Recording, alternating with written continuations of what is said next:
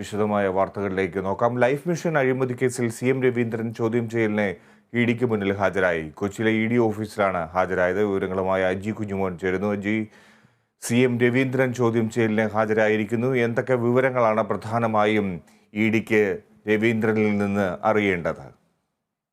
തീർച്ചയായും Fiji, life mission കോഴ case മറ്റൊരു നിർണായക ഘട്ടത്തിലേക്ക് കടന്നു എന്ന് ഈ സമയം നമുക്ക് പറയേണ്ടി വരും. കാരണം മുഖ്യമന്ത്രിയുടെ പ്രൈവറ്റ് സെക്രട്ടറിയാണ് CM രവീന്ദ്രൻ. CM രവീന്ദ്രനെ ചോദ്യം ചെയ്യുന്നതിലൂടെ നിർണായകമായ വിവരങ്ങൾ ലഭിക്കുമെന്നാണ് ED കണക്ക് കൂട്ടുന്നത്. CM രവീന്ദ്രൻ കഴിഞ്ഞ ആഴ്ച ചോദ്യം ചെയ്യാൻ ഹാജരാകാൻ നിർദ്ദേശം നൽകിയിരുന്നുവെങ്കിലും അന്ന് CM രവീന്ദ്രൻ ഹാജരായില്ല. നിയമസഭാ സമ്മേളനം നടക്കുന്നതിനാൽ ചോദ്യം ചെയ്യാൻ ഹാജരാവാൻ കഴിയില്ല എന്നായിരുന്നു അന്ന് CM രവീന്ദ്രൻ പറഞ്ഞത്. പക്ഷേ ഇതിപ്പോൾ ഇന്ന് CM രവീന്ദ്രൻ ഹാജരായിരിക്കുന്നു.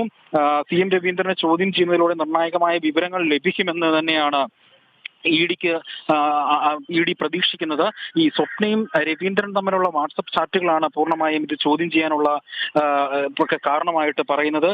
ഈ എടുത്തു പറയേണ്ട മറ്റൊരു വസ്തുത, ഇന്നലെ വൈകുന്നേരം തന്നെ CM രവീന്ദ്രൻ കൊച്ചിയിലെത്തി എന്നുള്ള വ്യക്തമായ വിവരങ്ങൾ നമുക്ക് കേരള വിഷൻ ന്യൂസിന് ലഭിച്ചിരുന്നു. ഇന്ന് രാവിലെ അദ്ദേഹം ഓഫീസിലേക്ക് പോകുന്നു എന്നടക്കമുള്ള വിവരങ്ങൾ ലഭിച്ചിരുന്നു. ഇപ്പോൾ നിയമോപദേശം ED തേടിയപ്പോൾ ഈ CM രവീന്ദ്രന് ചോദ്യം ചെയ്യാൻ ഇന്ന് ഹാജരായില്ല എന്നുണ്ട് എങ്കിൽ CM രവീന്ദ്രനെ അറസ്റ്റ് ചെയ്യാനുള്ള നീക്കത്തിലേക്ക് ഒരു പക്ഷേ ED കടന്നേക്കും. കാരണം ഈ വലിയ രീതിയിലുള്ള തെളിവുകൾ ഈ CM രവീന്ദ്രന്റെ പക്കൽ ഉണ്ട് എന്ന് തന്നെയാണ് ED ഈ നിയമോപദേശം തേടിയപ്പോൾ അല്ലെങ്കിൽ കോടതി നിയമപരമായി വിലയിരുത്തിയപ്പോൾ EDക്ക് മനസ്സിലായത്. അതായത് EDക്ക് ലഭിച്ച നിയമോപദേശം ഇങ്ങനെയായിരുന്നു: നിയമസഭാ സാമാജികൻ ആയിരുന്ന വ്യക്തികൾക്ക് മാത്രമേ നിയമസഭാ സമ്മേളനം നടക്കുമ്പോൾ മാറി നിൽക്കേണ്ട ഏതെങ്കിലും തരത്തിലുള്ള സാഹചര്യങ്ങൾ വരുവാണെങ്കിൽ അവർക്ക് ബുദ്ധിമുട്ടുണ്ടാകും. അല്ലാതെ ഈ മന്ത്രിതലത്തിലുള്ള പേഴ്സണൽ സ്റ്റാഫുകൾ, അഡീഷണൽ പ്രൈവറ്റ് സെക്രട്ടറിമാർ, മന്ത്രിമാരുടെ പ്രിൻസിപ്പൽ സെക്രട്ടറിമാർ, ഇവർക്ക് MLA-മാരുടെ സെക്രട്ടറിമാർ, ഇവർക്ക് ഈ നിയമസഭ നടക്കുന്ന സമ്മേളനവുമായി ബന്ധപ്പെട്ട് അവിടെ പങ്കെടുക്കണമെന്നില്ല എന്നുള്ള തരത്തിലുള്ള ഒരു നിയമോപദേശം ലഭിച്ചിരുന്നു. ഈ നിയമോപദേശത്തിന്റെ പശ്ചാത്തലത്തിലാണ് ഈ ED വീണ്ടും ചോദ്യം ചെയ്യാൻ ഒരു നോട്ടീസ് കൂടി നൽകിയത്. ഇന്ന് CM രവീന്ദ്രൻ ഹാജരായില്ല എന്നുണ്ടെങ്കിൽ CM രവീന്ദ്രനെ അറസ്റ്റ് ചെയ്യാനുള്ള കാര്യത്തിലേക്കൊക്കെ ED നീങ്ങിയേക്കും.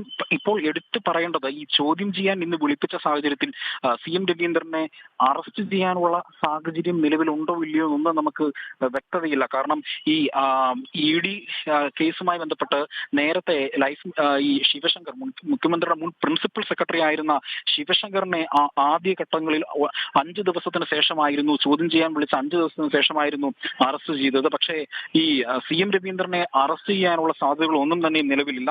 ഏതായാലും മറ്റൊരു രാഷ്ട്രീയ കേരളത്തിൽ, പ്രത്യേകിച്ച് നിയമസഭാ സമ്മേളനം നടക്കുന്ന ഈ ഒരു പശ്ചാത്തലത്തിൽ മറ്റൊരു രാഷ്ട്രീയ വിവാദങ്ങൾക്ക് കൂടി വഴിവെക്കുന്ന സാഹചര്യത്തിലേക്ക് വടക്കാഞ്ചേരി ലൈഫ് മിഷൻ കോഴ കേസ് എത്തി എന്ന് ഈ ഘട്ടത്തിൽ പറയാം. കാരണം മുഖ്യമന്ത്രിയുടെ പ്രൈവറ്റ് സെക്രട്ടറിയാണ് ഇപ്പോൾ ചോദ്യം ചെയ്യലിന് വേണ്ടി ഹാജരായിരിക്കുന്നത്. ശരി, അജി കുഞ്ഞുമോൻ റിപ്പോർട്ട് ചെയ്യുന്നു. CM രവീന്ദ്രൻ EDക്ക് മുന്നിൽ ചോദ്യം ചെയ്യലിന് ഹാജരായിരിക്കുന്നു.